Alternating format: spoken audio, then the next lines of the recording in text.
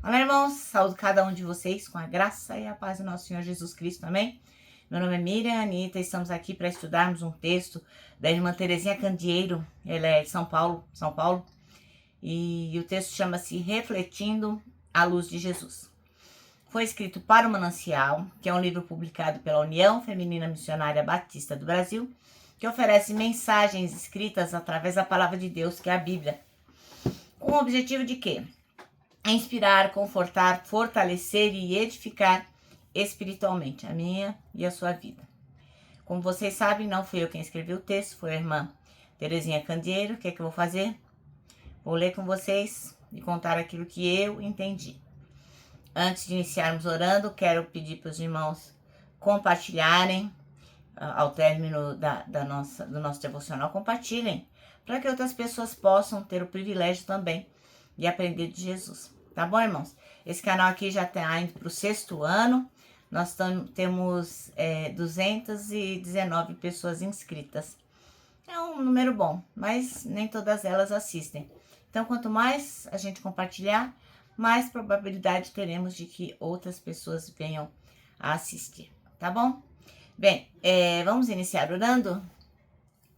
Senhor Jesus, em teu nome pedimos que tu nos mostre como realmente ser luz, como realmente a gente pode abençoar a vida das pessoas através dos seus ensinamentos, através de uma vida realmente cristã. Amém. Bom, irmãos, então a nossa leitura hoje está em Mateus.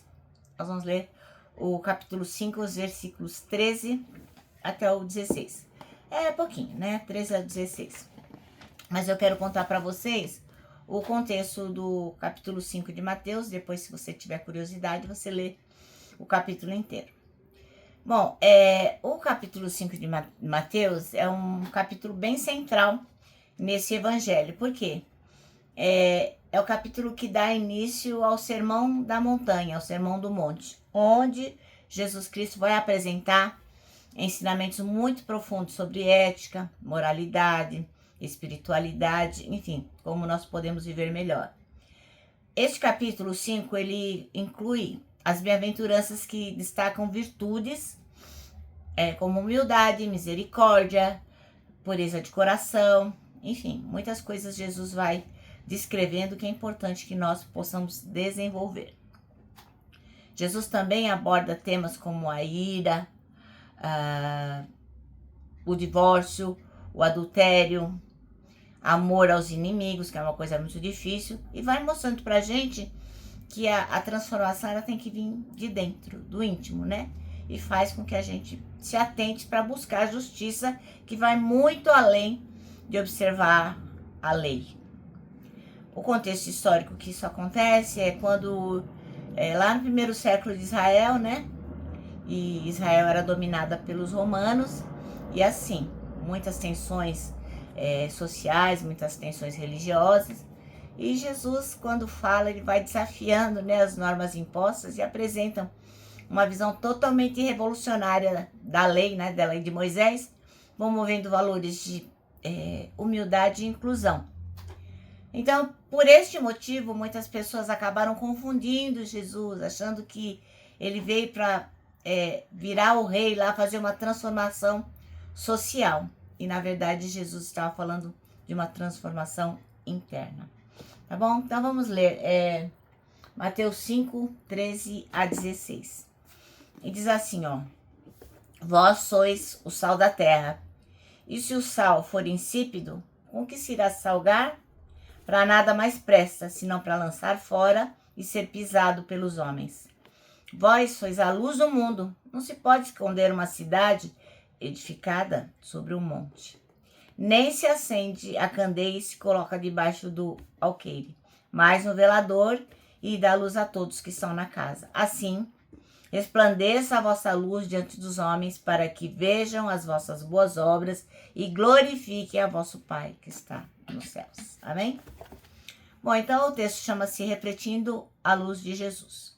O versículo escolhido aqui pela irmã Terezinha Candeeiro é o 16, que diz assim: Assim brilhe também a luz de vocês diante dos outros, para que vejam as boas obras que vocês fazem e glorifiquem o Pai de vocês que está nos céus. Ora, como a gente falou, né? Esse texto está dentro do Sermão da Montanha, e onde Jesus vai proferindo lições de conduta moral, e dita princípios que orientam a vida de cada um. E Jesus Cristo vai ensinando aos discípulos que eles devem ser luz para o mundo. Eles não podem ficar escondidos como se ninguém visse, né? Tem que ser luz no meio de uma escuridão. Então, o mundo está imerso no que é ruim, no pecado, e quando chega um discípulo, ele tem que trazer luz para que a própria pessoa olhe para si e fale, nossa, isso aqui não está legal, eu preciso de Jesus.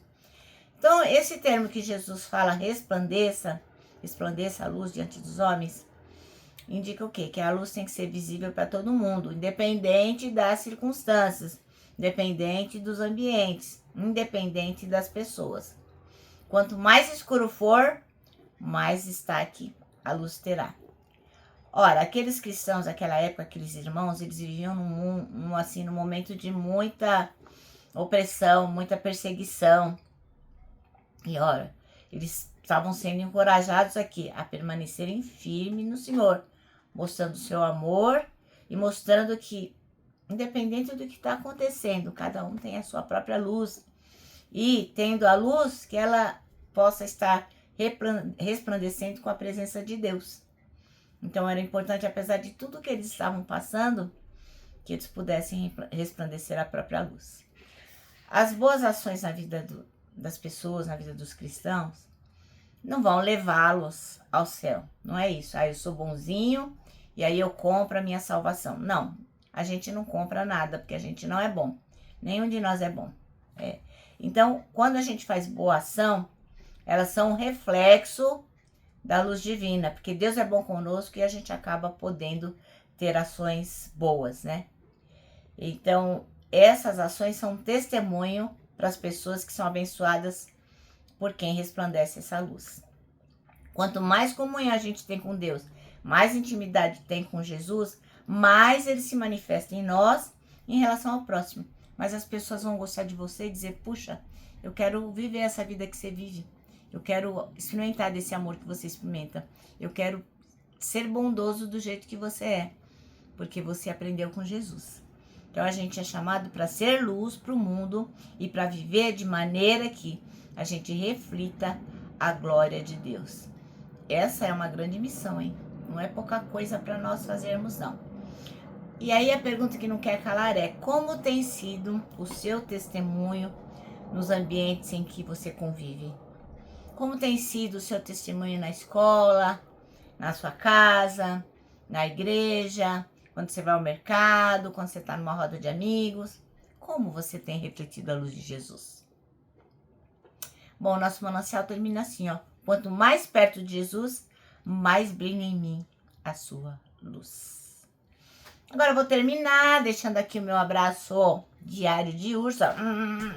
Lembrando que para nós que sabemos da importância que é refletir a luz de Jesus, para nós o abraço dá super certo. Super certo. E a gente vai abraçar mesmo quantas pessoas aparecerem para nós. Quero que vocês se lembrem do versículo deste ano, que é o Salmo 25:12, que diz assim: quem é o homem que teme ao Senhor? Ele o instruirá no caminho que deve seguir. E agora sim, agora eu me despeço, né, com a frase de A.W. Tozer, que diz o seguinte: tudo está errado, até que Deus venha e conserte as coisas.